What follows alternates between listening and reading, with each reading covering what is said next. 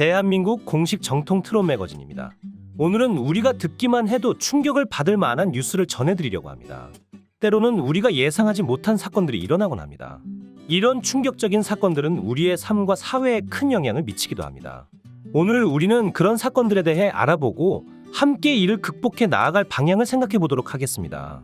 이찬원이 전국구로 유명했던 범죄 사건과 관련이 되어 큰 화제가 되었는데요. 과연 이찬원은 괜찮은 것인지, 과연 무슨 일이 벌어진 것인지 자세히 알아봤습니다. 자세히 알려드릴 테니 끝까지 영상 시청 부탁드리겠습니다.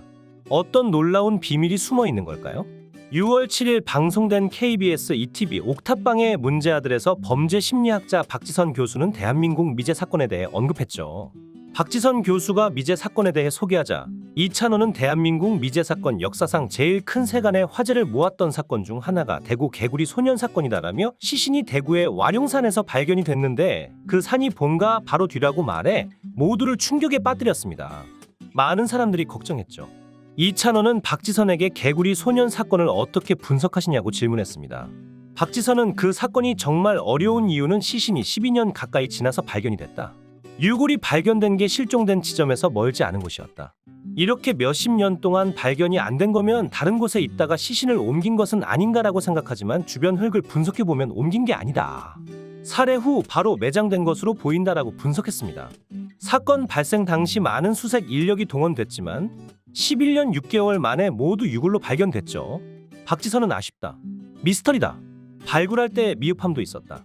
5명이 어떻게 매장됐는지 형태가 보존됐어야 했는데 대부분 그대로 발굴이 안 되고 훼손이 됐다. 옷의 형태까지도 되게 중요한데 그런 것들이 사라졌다라고 안타까워했습니다. 1991년 3월 26일 대구 달서구에 사는 5아이들은 도롱뇽 알을 찾아 마을 뒷산인 와룡산으로 향했습니다. 그리고 아이들은 돌아오지 않았죠.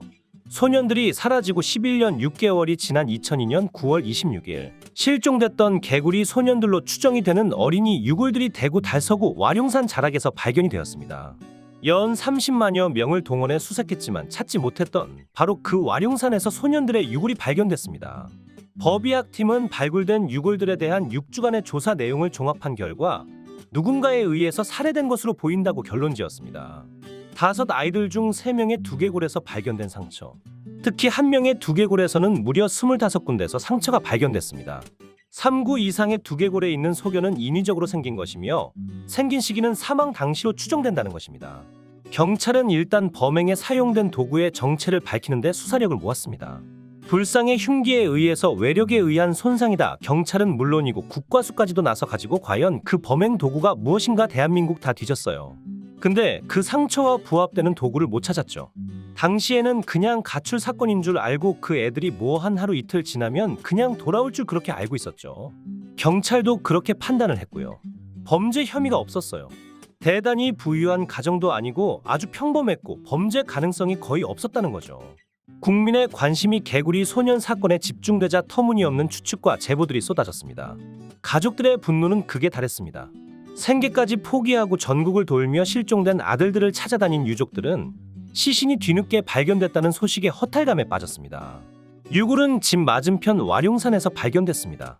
11년 만에 살던 동네에서 불과 3.5km 밖에 안 떨어진 그것도 같은 똑같은 와룡산 중턱에서 발견이 되자 도대체 경찰은 그동안 뭘 수색했었느냐 하는 비판이 쏟아졌죠. 유골이 발견된 지점을 경찰이 수색을 안 한 거예요. 왜 안 했냐 하면 애들이 거기까지 갔을 거라고 생각을 못 한 거죠. 그러니까 결국에 수색을 안 했기 때문에 애들을 못 찾은 겁니다. 형식적인 수색밖에 안 됐다는 얘기죠. 그 소년들이 우리의 가족이라고 생각하면 얼마나 열이 받을까요? 상상조차 하기 힘듭니다. 얼마 전에는 개구리 소년 사건 외에 구체적인 범행 도구를 지목하는 내용의 글이 한 온라인 게시판에 올라온 적이 있죠. 그 글에 따르면 소년의 두개골에 비슷한 흔적을 내는 도구는 버니어 캘리퍼스라는 공구입니다. 버니어 캘리퍼스란 길이나 높이, 너비 등 기계의 수치를 정밀하게 측정하는 자의 일종입니다. 작성자의 주장에 따르면 와룡산에서 불량한 학생들이 본드를 흡입하고 있었는데 산에 오른 소년들이 우연히 이 광경을 목격한 것이고 불량 학생들은 소년들을 발견하고 비행 사실을 은폐하기 위해 버니어 캘리퍼스로 개구리 소년들을 해쳤다는 겁니다. 이 가설은 많은 누리꾼들의 관심을 받으며 화제가 됐는데요. 경찰은 대구 전 지역으로 탐문 수사를 해왔습니다. 특히 와룡산 인면회 중 고등학교 자퇴생들을 포함해 공업단지 종업원들까지 일일이 탐문했지만 단서가 될 만한 성과는 없었습니다. 소년들의 정확한 사이는 여전히 오리무중인 상황. 전문가들은 10년 동안 땅속에 있었고 나온 뼈를 기준으로 뼈밖에 없는 것을 가지고 사인을 추정하는 것은 매우 어려운 불가능에 가깝다라고 생각합니다. 유가족들은 국가를 상대로 손해배상 청구 소송을 제기했습니다.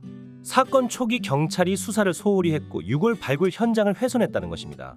그러나 법원은 초동 수사와 유골 발굴 과정에서 경찰의 위법성은 없는 것으로 판결했습니다. 그 후로 20년이 흘렀지만 사건은 아직도 해결되지 않았습니다.